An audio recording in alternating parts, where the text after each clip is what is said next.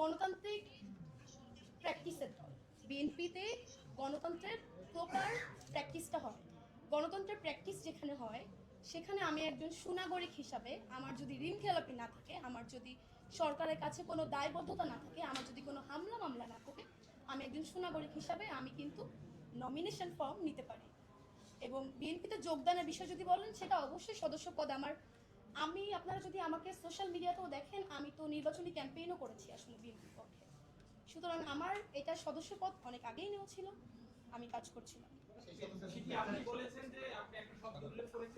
আমার কাছ থেকে অবশ্যই শুনবেন, আমার কাছ থেকে শুনছেন তো, আমার কাছ থেকে শুনবেন।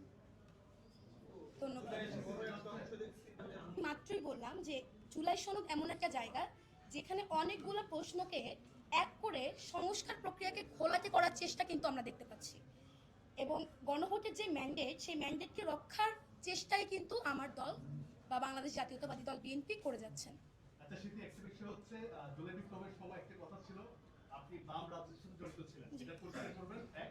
আর দ্বিতীয়ত হচ্ছে আজকে গুলশান বিএনপির চেয়ারম্যান কার্যালয়ে কমিটির সাক্ষাৎকার যারা নারী মহিলা সংরক্ষিত আসলে যারা নির্বাচন করবে প্রার্থীরা তাদেরকে সাক্ষাৎ ডাকা হয়েছে, আপনাকে ডাকা হয়েছে কিনা?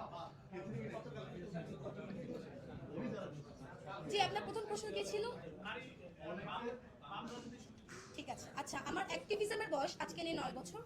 আমি ক্লাস 9-10 থেকে বিভিন্ন অ্যাক্টিভিজমের সঙ্গে যুক্ত আছি। আমি আমার ছাত্র জীবনে কখনোই কোনো রাজনৈতিক দলের সাথে, কোনো রাজনৈতিক উইংয়ের সাথে কখনোই সম্পৃক্ত ছিলাম না। এখন কেন আমি বামের রাজনীতির সঙ্গে যুক্ত ছিলাম এমন প্রশ্ন, বা কেন আমি এনসিপির সঙ্গে যুক্ত ছিলাম এমন প্রশ্ন, আমার মনে হয় এই প্রশ্নগুলো অবান্তর। আমি আমার ছাত্র জীবনে কখনোই